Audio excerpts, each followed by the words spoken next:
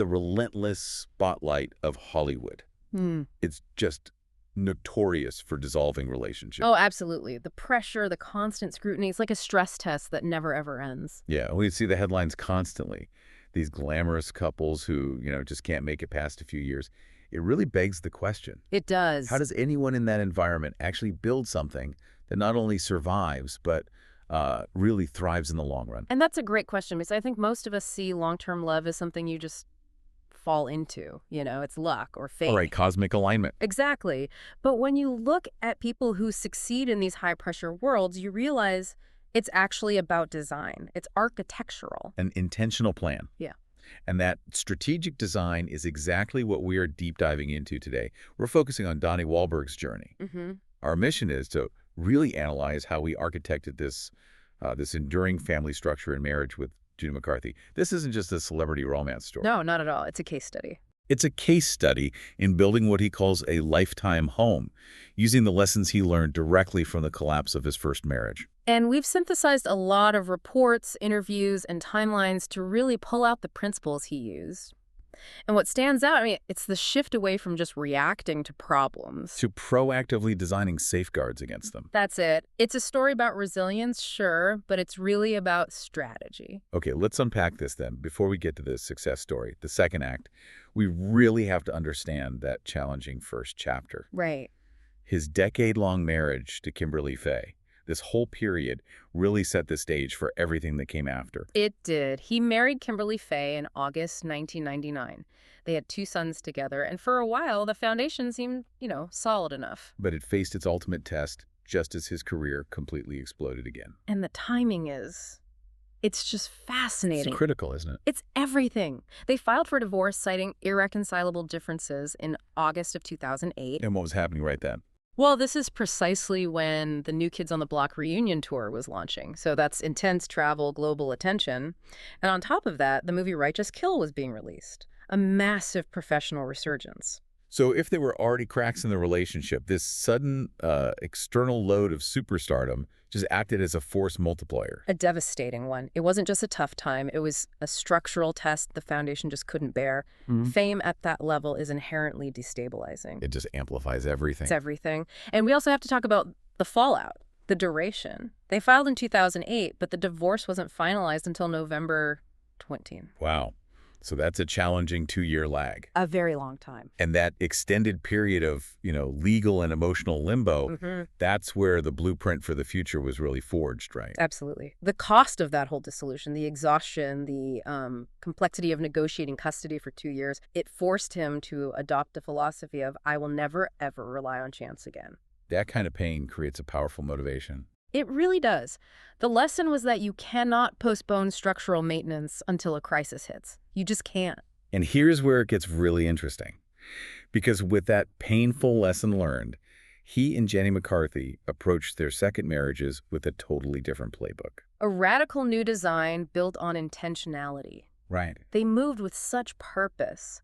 Their spark was obvious after he appeared on her show in early 2013. By July, they were dating. A little over a year later, August 2014, they're married. But the speed wasn't reckless. No, it was fueled by clarity, by knowing exactly what they wanted and, maybe more importantly, what they absolutely wanted to avoid. And the centerpiece of this new design, the thing that really sets them apart, is this commitment to preemptive counseling. That is the critical takeaway. They didn't wait for things to go bad? Not at all. They got into joint couples therapy immediately. He even called it preemptive counseling. Now think about what that signals. It says counseling isn't a sign of failure. Exactly. It's foundational maintenance. It's like getting a structural inspection on a new house before you move all your stuff in. But why is that so effective? Especially in that exciting new relationship phase. Wouldn't most people think therapy is kind of overkill when things are going great? Because it addresses the root of all conflict, which is reactivity. Wahlberg understood that intimate relationships, they expose our deepest vulnerabilities in a way nothing else does. You can be a superstar at work, great with your friends, but romance is where all the old stuff gets activated. So by going to therapy early, they're identifying their mutual buttons, their triggers. What he called what activates us. In a totally neutral, non-crisis environment. Yes. They were learning the rules of engagement before ever having a real fight. They were running fire drills without a fire. It makes your communication infrastructure resilient from day one. But that was just one tool, right? That preemptive measure, it supports this much larger philosophy, the oxygen mask rule. The cornerstone. And this is where they intentionally reversed a mistake they both admit they made in their first marriages. And it's such a powerful, and for many parents, a really counterintuitive principle. He said flat out they both made the mistake of putting the kids first before the marriage.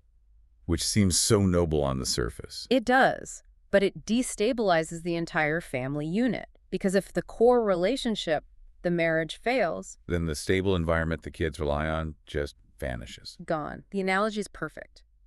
On an airplane, you put your oxygen mask on first. The relationship is that mask. You have to keep it stable and nourished because that partnership is the engine of the family. If the engine dies, everyone is grounded. So prioritizing the marriage is actually the best way to prioritize the kids' long-term well-being. It is the highest form of it. I think culturally that's a very difficult pill for a lot of people to swallow, especially parents who are just told constantly, sacrifice everything for your kids. Of course. So how do they translate that rule into, day-to-day life? It translates into active, continuous effort. It's all designed to fight complacency. Wahlberg noted that a lot of couples, once they feel secure, they stop asking questions. Security breeds stagnation. Paradoxically, yes. So their solution is ritualized commitment. And that's the famous yearly vow renewal. That's it. Jenny McCarthy confirmed they've done it 10 times so far, and it's so much more than just a public declaration, isn't it? It has to be. It's a deliberate mechanism. They're injecting fresh energy back into the relationship. It's a refusal to let it just run on autopilot. Every single year, they are consciously choosing each other again. Refreshing the foundation. Exactly. The date nights, the curiosity, the annual renewal, it's all designed to keep giving the relationship that fuel and that energy. They're treating it like a garden that needs watering every day, not some statue that's already finished. That is a fascinating insight. It almost transforms what you think is a weakness, being divorced, a second marriage, into a huge strength. Because it provides the motivation to overinvest in the structure. They know firsthand the consequences of neglect, so they are hyper-vigilant about maintaining that connection. Okay, so the ultimate test of this meticulously designed architecture wasn't just their own bond. No. It was how Donnie integrated into Jenny's life as a father figure to her son, Evan.